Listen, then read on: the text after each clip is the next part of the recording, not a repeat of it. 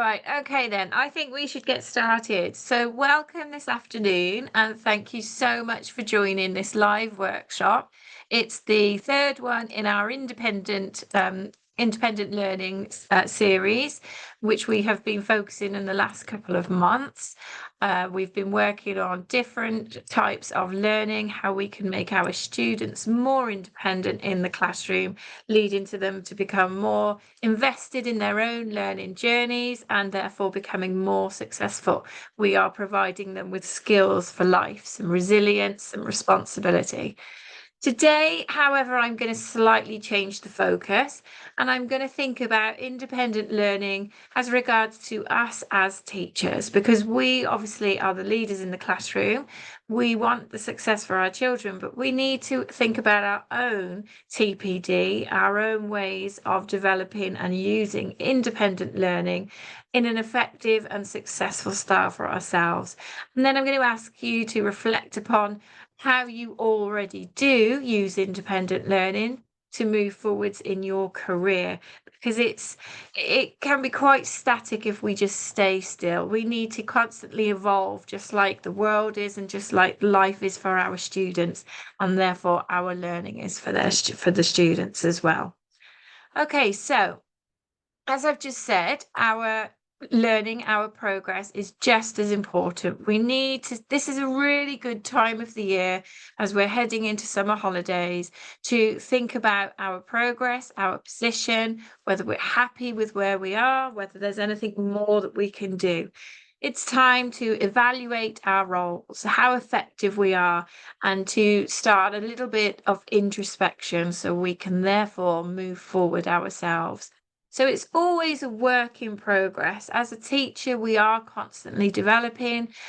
We need to think independently, not just allow things to happen to us.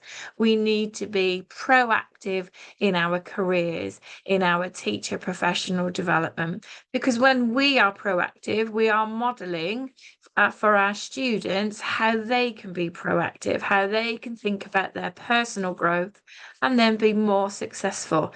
And then we will gain confidence as teachers, as educators, and we will pass that on in our classrooms as we move forward and as we demonstrate our new skills.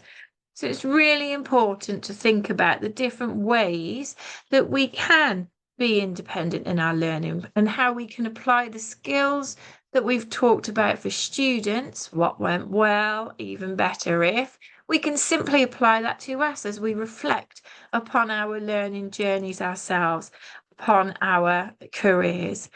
So have a think about the various teachings that we've covered in the past couple of weeks on success criteria that we share with our students, on setting objectives and working through obstacles. Now think about applying it to yourself and how you've done that already and how you can do that again. And I'm going to ask you to write in the text box, is there anything that you're doing presently that is developing your professional development, that's helping you to move forwards in the classroom? I can truthfully say that working with Teach 2030 is a form of professional development for me. I'm constantly using different skills, new skills, working with Alex. She's encouraging me to do a lot of different techniques, a lot of different tasks than I've ever done before. So those are the kind of public speaking, for example, I'm developing that. The production of the newsletter, that's quite new to me, learning different programs on the computer. So in a way, this new role for me, it's not that new anymore, has developed me professionally. And I can also use these skills in the classroom when I talk about my role here and how I've developed my career. So hopefully I'm inspiring my students. So I'm going to ask you now to share a few things that you've done in the classroom or outside of the classroom that has developed you on a professional level. You can either raise your hand or put something into the chat box. It's entirely up to you. Hugh, fantastic. You've used you've developed in the classroom using turn talk, which is a technique from one of our courses, which is fantastic. So those have developed you as a teacher and developed you professionally in your practice. So well done. That's fantastic. Thank you for sharing that. Is there anyone else who would like to share what they've done on a professional development level?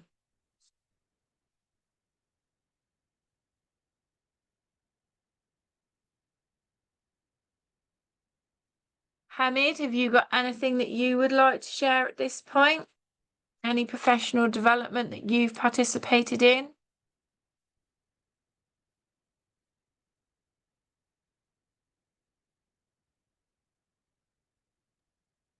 Sarah, I'm very, very slow at typing. I'm trying to say here, by taking the Teach 2030 courses, I've learned to use the no hands up strategy.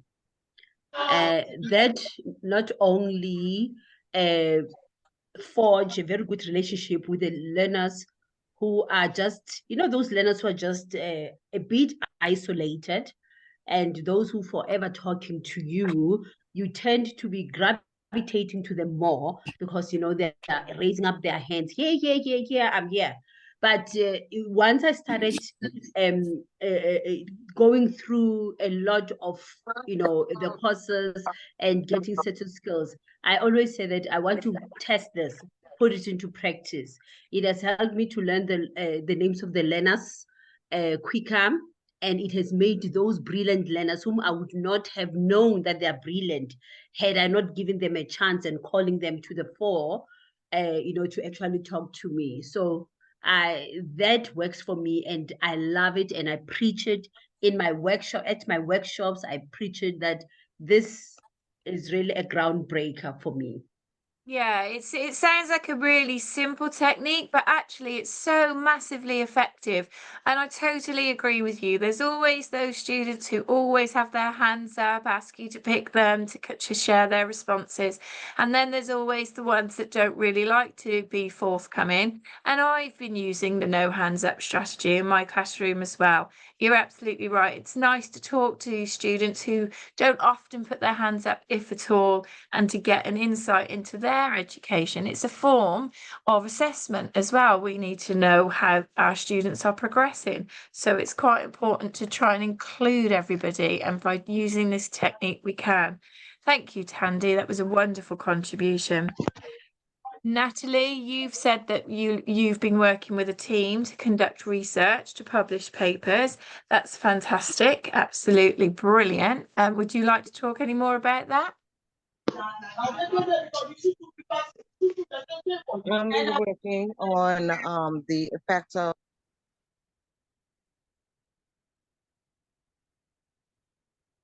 Sorry, Natalie, I think you've just muted, or I've just muted you accidentally. So sorry. Yeah, I was There just we working go. with the team, to talk about at the university level for the TVET student, what their research will be and how effective it is when they go out into the world. So that was a great time to allow me to look at different strategies for teaching TVET and what will motivate students to continue to pursue their career in the TVET industry.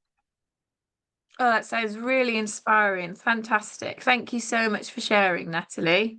Adelia, you've put in the chat box that taking the growth mindset course has allowed you to understand different levels of learning capacity of the students. Absolutely.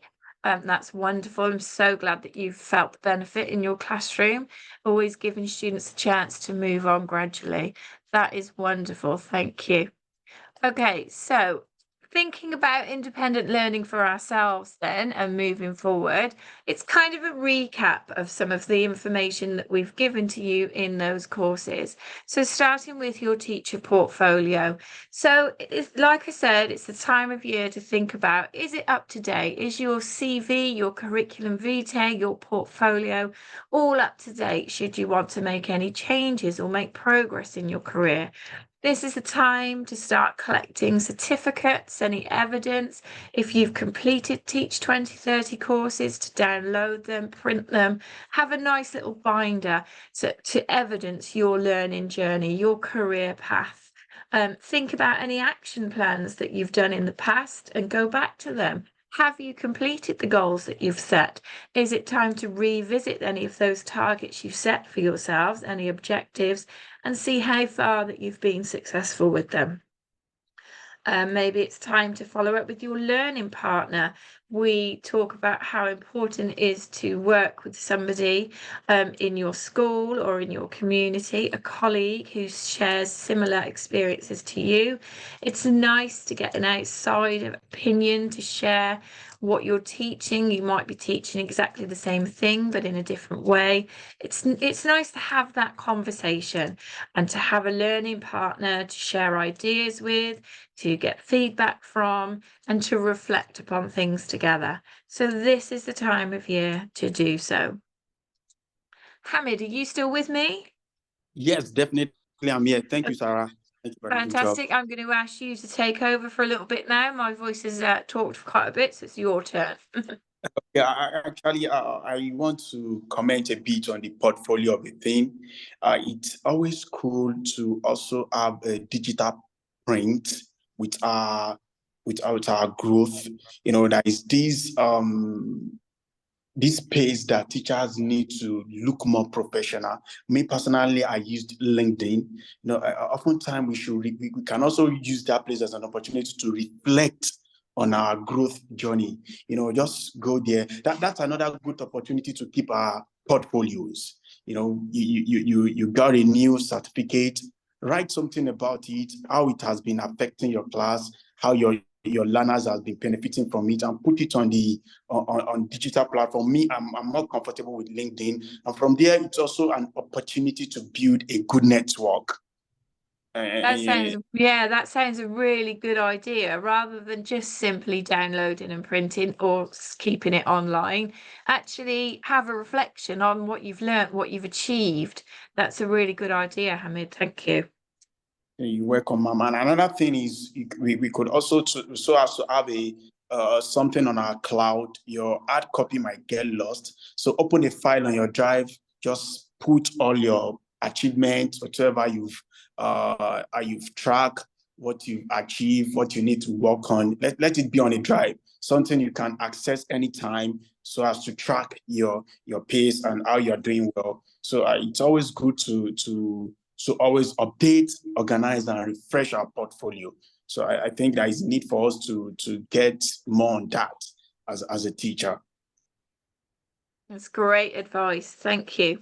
I'll let you carry on a little bit further if that's okay. On to the next slide. There we go. So development feeds nicely into that. So planning for development, I think the basis of this is having a good self-assessment, you know, being aware of yourself. So, you know, a timely introspection, evaluating your strengths, weaknesses, and area for improvement. You know, if you want to plan, you have to know what you are planning for. So another thing to achieve this is you have to be honest with ourselves, like it was captured here, you know, being sincere with yourself. And one of those things that I love Teach 2030 courses for, you know, the era of working in silos is gone. You have to have someone that you are working together. So you have a feedback from a peer, you know, a peer feedback, a colleague, you know, a constructive feedback, though, someone telling you what you need to improve on, recent trend in the education system. And that's why I said we are now in a global village. You know, if you form a larger network, you see things from different perspectives, you see a better insight. So it's always good. Whenever we want to plan for our development, we should try as much as possible to be aware of ourselves. What do we really need?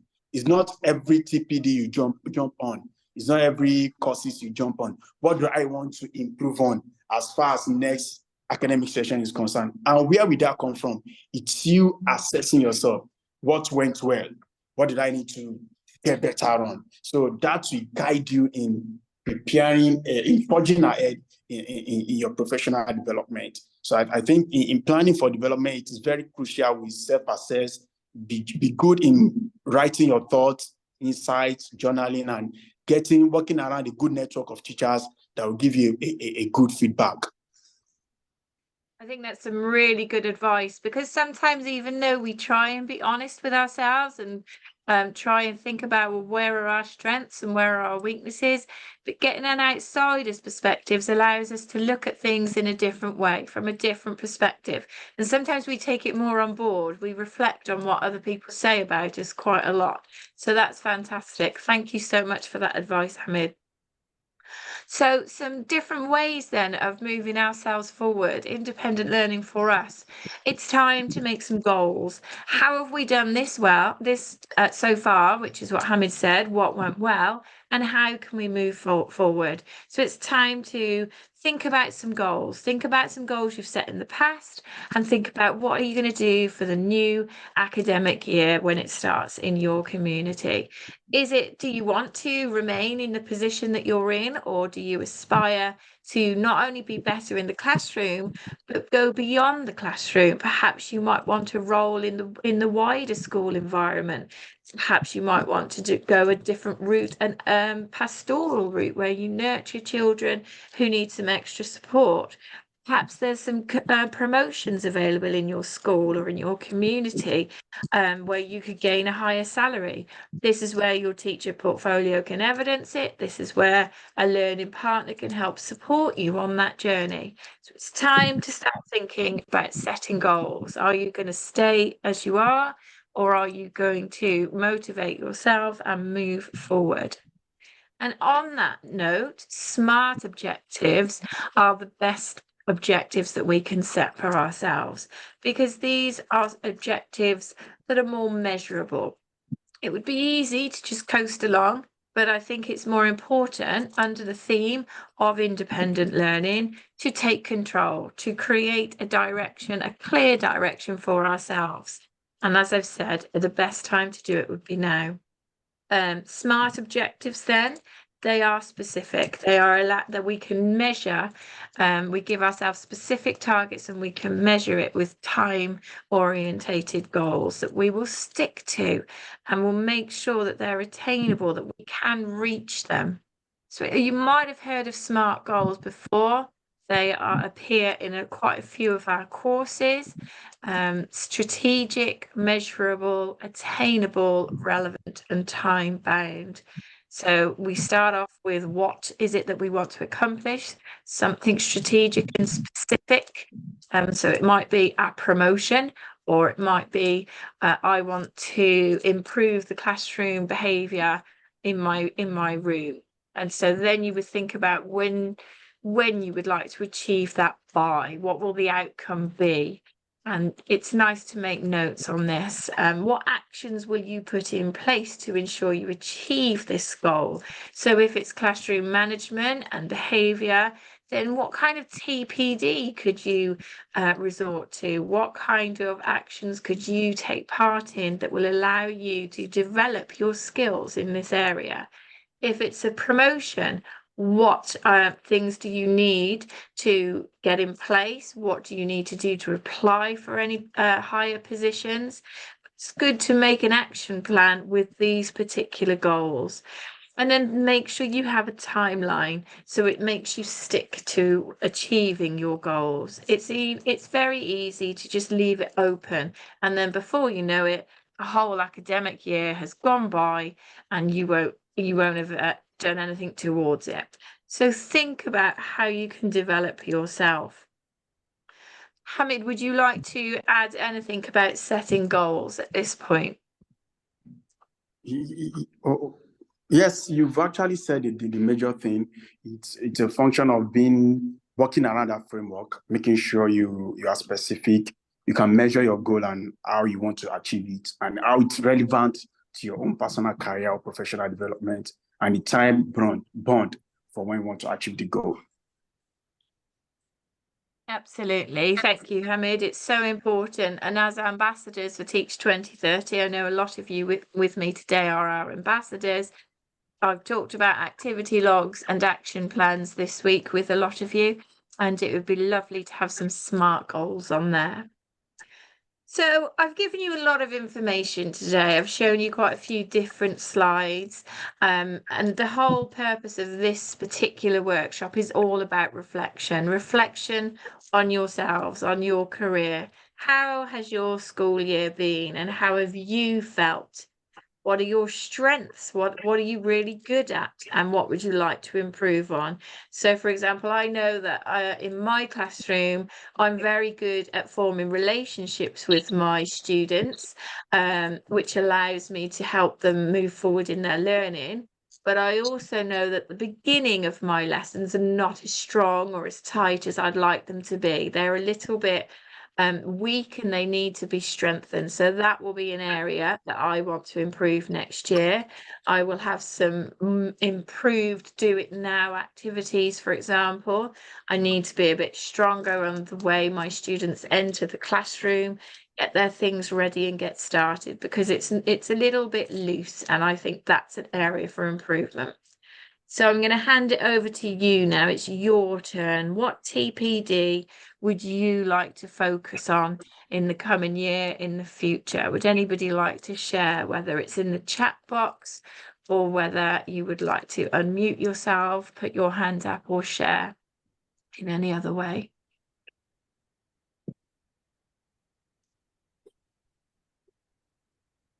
Hamid, I might start with you, seeing as you're co-hosting with me. How is life in the classroom gone for you this year?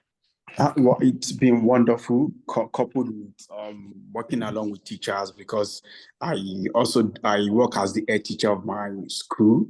So although I do enter class to, the major goal is teaching through teachers, getting to observe what teachers need to get better, discharging their responsibility. So far, so good this year. I've worked much more on communication skills, giving effective feedback to both the teachers and at times the learners. And I'm looking forward to work more on it's more of building a good relationship with the school community at large, the parents, getting the parents more involved in the school, having a community outside the school itself. So that's the goal for next section. That's wonderful. Thank you so much, Hamid. That sounds really exciting. Tandy, I know that you love to contribute and support us. What's going to happen for you in the future? I wanted to just talk about my role. Remember, Sarah, I'm a teacher of teachers.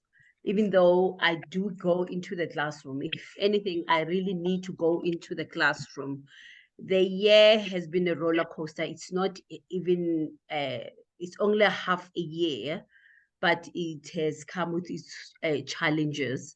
But I feel I really love my role.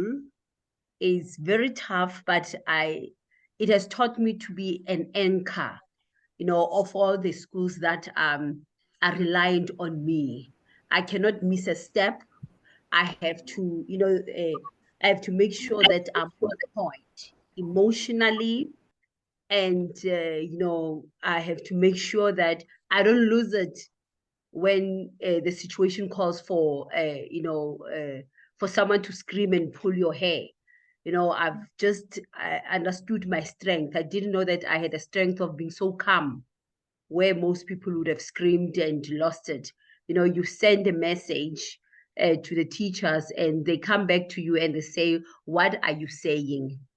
And they don't read it. Some of them, they just relying on you. The worst scenario is that they become so dependent on you and they don't want to be independent. I just love today's workshop about independent for the teachers, independence thereof.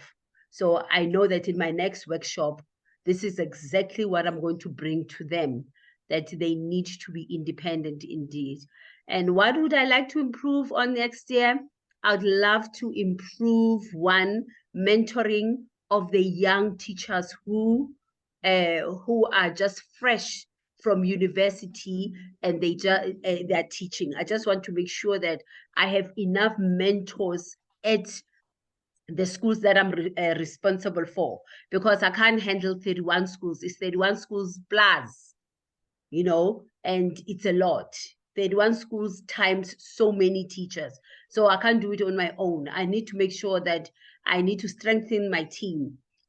I've identified the teachers who can mentor the younger teachers to step in so that they can gain confidence and become independent. Even what we call the seasoned teachers, I need to make sure that they become independent and they understand what being independent is. So my focus is in building and building and building. Hence, I say that, you know what, my work has not even begun. So I'm grateful again. I'm grateful to Teach 2030 because I've seen the gaps that I need, one, to fill in my profession, so that when I go out there, I go out fresh, I go out learned, and I make sure that I do what is supposed to be done. Teach our learners and mentor our younger teachers and support the seasoned teachers. Sandy, that sounds wonderful. I really like the word you used, anchor, that you come across to everybody as an anchor with your patient, calm and approachable demeanour.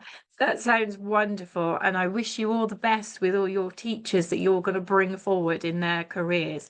Well done. Fantastic. Thomas, you, fantastic. I can see your hand up. Would you like to contribute? Yes, thank you. I am Thomas. I serve as a head teacher in my school. From these sessions, I've learned that I'll do more of team building, so that as we ask learners to do their work in groups, we as teachers also would be doing the same in groups, just trying to check on one's weaknesses and strength. And then we point out at the end of the lesson what went on right and what did not go very right. And then we sit together and try correcting on the same. I also realized that I'll do much on teacher planning, because you may realize that in a class, many students are of different understanding abilities, and therefore they need actually to be taught in a way that each and every one of them achieves or attains irrespective of their level. So I've learned in these sessions that I'll ensure that lessons are planned so well so that they cater for the learner differences, that those who are good at drawing, they can draw and earn their marks. Those are good at writing, those are good at knowledge questions, they can do that. And then in groups, you find that all of them are achieving. Otherwise, thank you very much. And also working with partners, as I had said earlier, which will work so much on improving our performance as a school and as a team. Thank you. Thank you, Thomas. That was a lovely contribution. I will tell you as well that our next series of workshops actually focus on lesson planning and what makes an effective lesson plan, how we can break that down, how we can build it back up again, looking at lesson objectives for our students. So the next series of 3 workshops, which will start next month in July, August and September, are focused all about lesson planning and objectives. So that might be useful to you and your colleagues, Thomas. And Tandy, I believe, has already volunteered to co-host with me next month. So that would be great. Of course. Thank you. Thank you. Thank you. Adelia, you've raised your hand. Would you like to share how your TPD is going and how you're going to move forward? Thank you, Sarah. Yeah, I just wish to say that my year has been a very difficult one, given that I had so many classes to teach, from the smallest classes, which is from 1 to upper 6, which made it a little bit difficult to plan my lessons. However, I wish that this year I should be given a range of classes that I will be able to plan my lesson well. One of the courses that is really on my mind is planning lessons to reach all learners. Like you said, I'm happy in July we'll get to that. Using the SMART objectives as really, I'm working on that course now, and it's building my mind. I believe the coming year will be better. Thank you, Sarah. Thank you. Adelia, that sounds fantastic. Thank you. It's good to look forward and think about how we're going to be better for our students. Okay, well, we've been on for half an hour or longer. It was meant to be 15 minutes, but it is so wonderful to hear all your contributions, all your ideas. I wish you luck in your TPD, your teacher professional development journeys. It would be nice to see you all again at our next workshop. Tandy, did you want to add something more? I see your hand up once more. I'm sorry to distract you. I had a young teacher by the name of Langutani from one of my schools whom I introduced to Teach 2030. I mean, I think it was 2 weeks ago, and he just called me now that he got the certificate of introduction to 2030. It's unfortunate that I had not shared the link with him. It's only now that I'm sharing the link with him because I was unable to get hold of him. So I just told him that we are completing the workshop, and he just wanted to join in and say hello. But I don't know. I don't know how he's going to do that because he's so excited. He only got what I shared with him, and he got so interested. And I was testing him when I gave him my code, and I said, "Go ahead and try this." And I'm very happy that he really, really, really is interested. Oh, that sounds wonderful, Tandy. So I just hope next time he'll be able to be part of this great group. And lovely. Well, he'll be able to watch the recording, and he'll hear that you've given him a mention probably when he looks at the recorded version here. Thank you so much. So again, thank you so much everybody for joining us today. Hamid, thank you again for co-hosting and sharing your thoughts and ideas. Is there anything else you would like to say before we close? Anything else you'd like to say, Hamid, just before we close? Okay, great. I want to thank everyone for making it out here to attend the workshop. And we should all remember that independence, portfolio development, reflection, and smart goal settings, they are ongoing process. We cannot get it all at once. We have to iterate and continue to get better on it. Thank you, everybody, for being here. It's nice reaching out to everybody. Bye. Absolutely. Thank you, Hamid, for that. It is an ongoing journey, and as teachers, it's our responsibilities to be proactive rather than just reactive. So good luck. Thank you again for joining us. Keep in touch, and I'll hopefully see you at the next workshop next month. Thank you, everybody. Goodbye. Goodbye, Sarah. Thank you.